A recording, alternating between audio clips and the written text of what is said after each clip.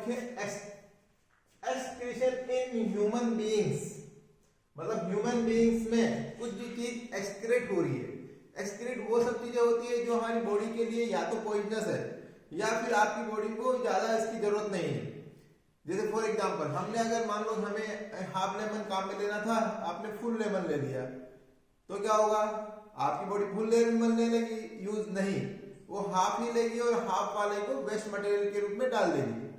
आपकी बॉडी में मैंने जब डाइजेशन सिस्टम बनाया था, जब बोला था कि खाना खाते हैं इसमें से सब चीजें विलाई के थ्रू एब्जॉर्ब मटेरियल विलाई के थ्रू अंदर लिया जाता है ब्लड में, उसके बाद में वो स्मॉल इंटेस्टाइन के बाहर, वो भी एक्सक्रीशन है।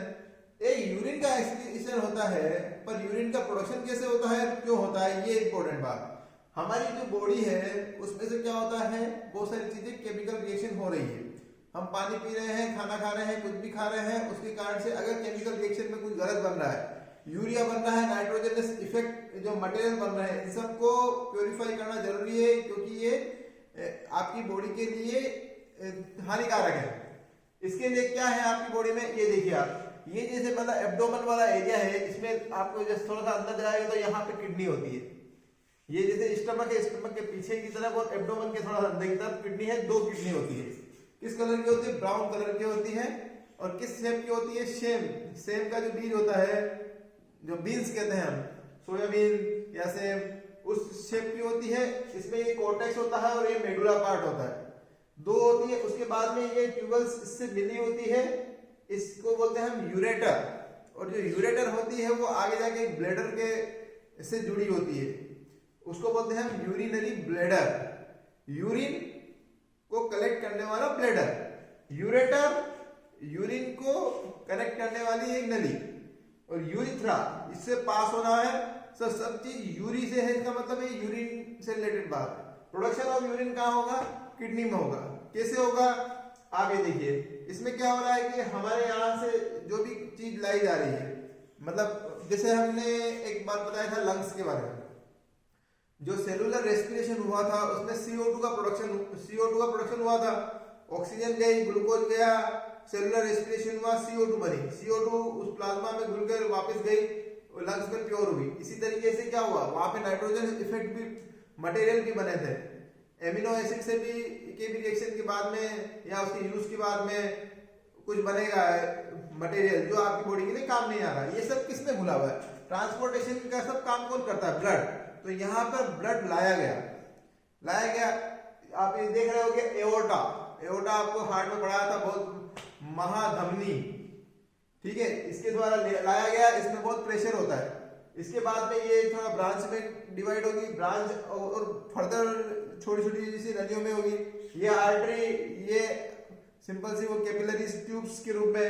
अब ये कैपिलरी यहाँ पे प्रोसेस हो रहा है। ये क्या चीज है, फिर ये कह रहे हैं कि ये smallest unit of the kidney या smallest unit of your excretory system क्या है, नेफ्रॉन। इसकी स्ट्रक्चर होती है, पहले उसका जो काम होता है, एक तो सिचुएशन क्या होती है, इस वाले पार्ट में, कॉर्टेक्स वाले पार्ट में, इधर से ब्लड आएगा, इधर से ब्लड निकलेगा, यहाँ पे क्या होगा, इसका फिल्ट्रेशन होगा। इसकी स्ट्रक्चर देखिए, इसकी स्ट्रक्चर लगभग ऐसी होती है, कप लाइक स्ट्रक्चर है। इसको बोलते हैं बोमेन कैप्सूल।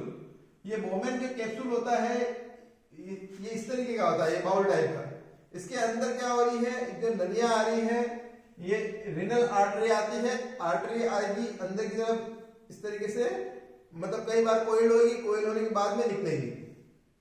पहली बात देखिए, मैंने इसका डायमीटर जो देखिए आप, इसका डायमीटर बड़ा है, इसका डायमीटर छोटा है। इसका मतलब ज्यादा डायमीटर से आया ब्लड, एक तो प्रेशर है, और उसके बाद में डायमीटर ज्यादा, फिर कम डायमीटर, इसका मतलब डबल प्रेशर हो गया। इस प्रेशर के कारण से यहाँ पर जो नलियां हैं वो इतना बर्दाश्त नहीं कर पाती, तो यहाँ पे जो स्मॉल पार्टिकल्स है वो सब यहाँ से बाहर निकलेंगे। बाहर निकलने के बाद में यहाँ पे पोर्स होते हैं, हल्के हल्के से पोर्स होते हैं। ये इसको बोलते हैं ग्लोमेरुलस। ये क्या चीज है, ग्लोमेरुलस। इस वाली स्ट्रक्चर को ग्लोमेरुलस बोलते हैं, पर ये कप को बोलते हैं बोमेन कैप्सूल। मतलब बोमेन कैप्सूल के अंदर आर्टरीज का एक ग्लोमेरुलस बना है। उसके बाद में जब ये प्रेशर बनता है तब यहाँ पर एक फिल्ट्रेट जनरेट होगा। इस फिल्ट्रेट को बोलेंगे ग्लोमेरुलस फिल्ट्रेट। सब वैसा का बड़ा काम नहीं है, अगर आपको ग्लोमेरुलस याद है तो फिल्ट्रेट भी याद हो जाएगा। और बोमेन कैप्सूल ऐसी स्ट्रक्चर है, कोई इसके बाद में आपको क्या लगता है कि केवल नाइट्रोजन वेस्ट हो जाएगा ये अगर फिल्टर होगा? नहीं, इसमें एमिनो एसिड, ग्लूकोज, इंपोर्टेंट कुछ मटेरियल्स, पानी, बहुत सारा पानी यहाँ से वापस कैसा हो जाएगा, यहाँ से फिल्टर हो जाएगा। पर पानी तो आपकी बॉडी के लिए वापस रिक्वायर्ड है, ठीक है? तो पानी आपने जब ज्यादा ले लिया तो कम एब्जॉर्प्शन होगा, अदरवाइज बाकी चीजों का एमिनो एसिड या इंपोर्टेंट मटेरियल, विटामिन, मिनरल, इनका वापस से इन वाली ट्यूबल्स, ये ट्यूबुलर शेप, इसका थोड़ा सा लेंथ को बढ़ाने के लिए ताकि एब्जॉर्प्शन इजीली हो जाए। रीएब्जॉर्प्शन हो रहा है, रीएब्जॉर्प्शन हो गया, इंपोर्टेंट चीज वापस निकली, वापस ये ब्लड का एक जाल बना हुआ है, ये इस तरीके से आता है, जाल बनता है, फिर ये निकलता है। ये रीनल लेयर ये वाली चीज है, यहां से आया, ये कलेक्ट हो गया, इसमें आया, इसमें से होते हुए ये देखो, इसका नाम है वेना केवा, महाशिरा, धमनी शिरा, महाधमनी, महाशिरा। ये महाशिरा से होता हुआ वापस हार्ट में जाएगा। इसके बाद में ये क्या हुआ, इस ब्लड को प्योर करके इसमें भेजा गया, ठीक है? प्रेशर इसमें ज्यादा था। अब यहां से जो हुआ, क्या हुआ कि इनमें क्या हुआ, जब कुछ भी चीज नहीं, सबसे लगा ये सही नहीं है, उस सब चीजें वेस्ट मटेरियल कहाँ कलेक्ट हुआ? कलेक्टिंग डक्ट में।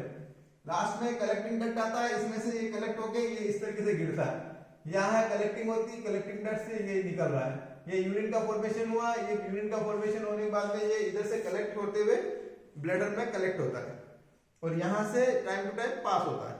अब हो क्या रहा है, वैसे तो किडनी की कैपेसिटी कितनी है, लगभग ये एक दिन में 180 लीटर के आसपास, 180 लीटर्स प्यूरिफाई करती है, पर निकलता तो 1 लीटर, 2 लीटर, 3 लीटर। ऐसा क्यों? वो रीएब्जॉर्प्शन हो जाता है, बॉडी के लिए रिक्वायर्ड हो पानी।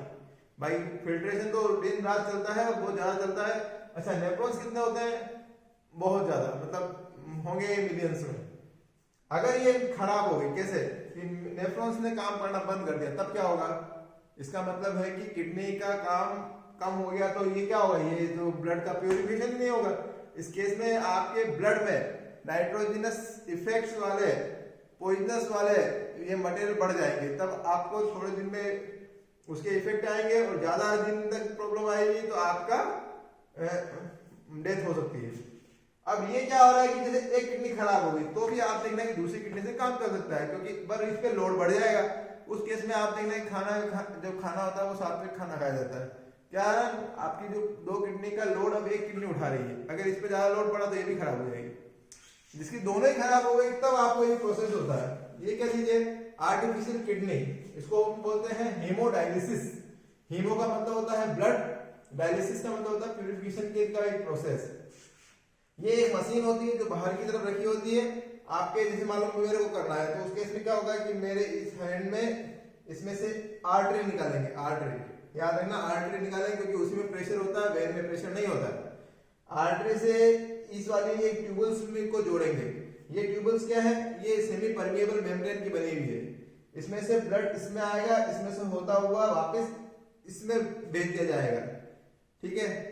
अब हो क्या रहा है, यहाँ से आर्टरी में आ रहा है, यहाँ से वेन में भेज रहा है, लेकिन इसके बाद में यहाँ इम्प्योर ब्लड आ रहा है और यहाँ से प्योर होके जा रहा है। तो इसमें ये सब काम इसमें हुआ। इसमें क्या हुआ कि एक हमने फ्लूइड भेजा, उस फ्लूइड का जो ऑस्मोटिक प्रेशर कितना होगा, जितना हमारे ब्लड का प्रेशर है। अगर आपने उसमें से प्रेशर, ऑस्मोटिक प्रेशर को नहीं मैनेज किया, उस केस में आरबीसी वगैरह या तो श्रिंक हो जाएगी या फिर या तो फूल जाएगी या फिर श्रिंक हो जाएगी। तो दोनों ही केस में आपकी ब्लड का तो प्रॉब्लम हो गया, फिर तो आपको ब्लड भी चढ़ाना पड़ सकता है। इसलिए ऑस्मोटिक प्रेशर यहाँ पर सही वाला डाला जाता है, कितना, जितना हमारे ब्लड का ऑस्मोटिक प्रेशर है। ये फ्रेश डायलिसिंग, मतलब एकदम फ्रेश वाला डायलिसिस के लिए डायलिसिंग सॉल्यूशन फ्रेश बनना चाहिए, डाला जाता है। ये ऊपर से जाएगा, यहां से क्या होगा कि नाइट्रोजनस वेस्ट अंदर जा रहा है, यहाँ एकदम प्योर है। इस केस में वो डिफ्यूजन, एक वर्ड याद रखना, डिफ्यूजन के थ्रू ये नाइट्रोजनस वेस्ट इसके अंदर कूदेगा, ठीक है? डिफ्यूज होकर ये सारा अंदर का नाइट्रोजनस वेस्ट इस लिक्विड में आ जाएगा, क्योंकि इसमें ये तो एकदम अच्छा वाला सॉल्यूशन है। अंदर की तरफ ज्यादा प्रॉब्लम्स है, वो नाइट्रोजनस वेस्ट वाली है। ये सेमी परमिएबल ट्यूबल से आराम से निकल सकता है, उसमें छोटा छोटा मटेरियल। ये क्या होती है सेमी परमिएबल, मतलब परमिशन देती है किसी को जाना किसी को नहीं जाना। किसको जाना है तो स्मॉल वाले पार्टिकल को, स्मॉल मतलब इसमें पोर्स होते हैं उससे भी छोटा डायमीटर वाले, तो जो जितने भी है वो पॉइजनस वेस्ट बाहर निकल जाएंगे। और ये अब जो ये सॉल्यूशन है वो अब क्या देखो ऊपर से निकल रहा है, मतलब इधर से आया, इधर से आता जा रहा है और इधर से ये मूवमेंट करता हुआ आ रहा है। यहाँ से ये एसपीएम के साथ में डिफ्यूजन से बाहर निकल रहा है, मतलब ये पानी अब गंदा हो गया, अब ये गंदा पानी इधर इधर आगे कलेक्ट हो रहा है। ये क्या चीज है, ये डायलिसिस, ये यूज किया हुआ डायलिसिंग सॉल्यूशन है, जिसमें क्या क्या चीज है, यूरिया भी है, जो एक्सेस साल्ट भी है, कुछ अमीनो मतलब कुछ बेकार चीजें जो आपकी पॉइजनस चीजें हैं, ये जो चीजें स्मॉल है वो सब चीजें बाहर निकल जाएगी। ये डिफ्यूजन की प्रोसेस है, ये याद रखना। और इसके अभी किडनी का ही काम कर रहा है, पर ये आर्टिफिशियली किया गया, इसीलिए इसको बोलते हैं आर्टिफिशियली किडनी, ठीक है। और इस प्रोसेस को बोलते हैं हीमोडायलिसिस। हीमो का मतलब होता है ब्लड, डायलिसिस का मतलब होता है प्यूरिफिकेशन। ऑस्मोटिक प्रेशर का याद रखना, ये बराबर वाला होना चाहिए। और इसके लिए आपको बेसिक यूनिट नेफ्रॉन याद रखनी है। इस बार की सीबीएसई में आया था एक क्वेश्चन की नेफ्रॉन की स्ट्रक्चर कैसी होती है, ठीक है। और किडनी का क्या काम रहता है, एक किडनी, दोनों किडनी खराब होगी तो क्या प्रोसेस होगा, ठीक है। किडनी कहाँ होती है, ये सब इंपॉर्टेंट बात है। धन्यवाद।